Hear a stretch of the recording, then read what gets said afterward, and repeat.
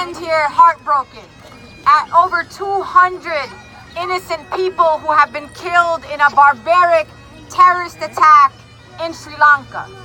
Just like we as a world mourn for our Muslim sisters and brothers in New Zealand, we ask the world to mourn with us on the innocent lives lost in Sri Lanka. Sisters and brothers, I want you to look around at our community. You are beautiful, you are worthy, you are black and you are white, and you are from South Asia and you are from the Middle East. You are refugees and you are immigrants and you are Americans and you are indigenous.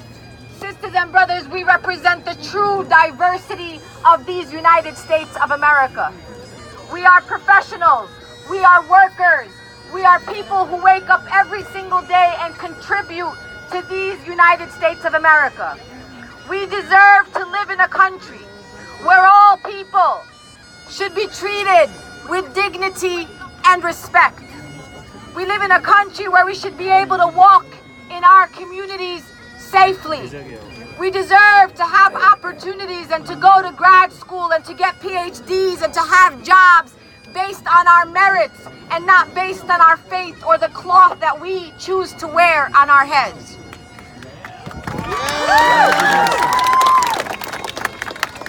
There are many people who try to paint our community as anti-American. But I want to tell you, my dear sisters and brothers, that the highest form of patriotism is dissent. Dissent is the highest form of patriotism. We as American Muslims love our country so much that we work every single day to make our nation truly great. Because our nation, we do not have health care for all people. We don't have access to high quality education for all people. We're refusing refugees. We're criminalizing asylees. We have unarmed black people in our community who continue to get killed at the hands of law enforcement and in senseless gun violence. We have undocumented people in our country who still don't have a pathway to citizenship. So what I'm saying to you, sisters and brothers, is that our country has the potential to be the greatest nation on earth, and we every day as Muslims will wake up to make this nation stand up to its original ideals. We make no mistake about it. We will not be silenced. We will not be intimidated. I also stand here in unequivocal support for Congresswoman Ilhan Omar.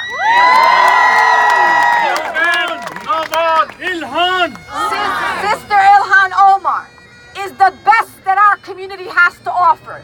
She's black, she's Somali, a former refugee, she's bold, she's unapologetic, she's anti-war and anti-imperialist. She's a supporter of the boycott, divestment, sanction movement. She stands with poor people. She stands with the most marginalized people in America, and she represents everything that is beautiful about Islam. We are with Ilhan Omar. We are with Ilhan. We are with Ilhan. We are with Ilhan Omar.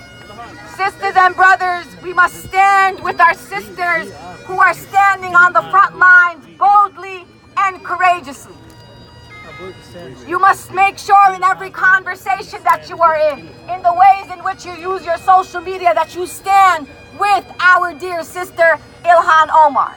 And this upcoming Ramadan, a time of reflection for our community, that you make dua for Sister Rashida and Sister Ilhan and all of our community leaders and all those activists and organizers who are sacrificing to defend our rights to be Muslims in America. We stand with. We stand with. We stand with. We stand with.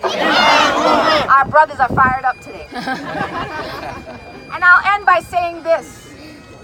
We do have an election coming up in 2020. And this is the most important election of your lifetime. Because this is not an election about choosing who the next president of the United States is. This is about an election to say no to fascism, no to racism, no to bigotry, no to Islamophobia, no to xenophobia.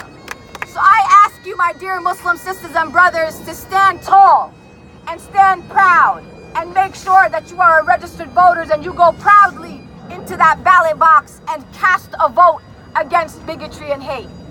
And I want you to leave this beautiful ICNA Convention. And let's give a huge shout out and round of applause for all the organizers at the Islamic Circle of North America for a wonderful and inspiring convention. And I want you to leave here and not forget the things you were told at the convention. I want you to leave this convention and go back to your communities, to your college campuses, unapologetically Muslim. Because we have every right to be unapologetically Muslim in these United States of America. Thank you. No ban, no wall. No wall. No ban, no wall. No ban. No ban. No ban. No ban. No wall. No ban. No wall. No wall. No wall. No wall. No ban. No wall. No ban. No wall. No wall.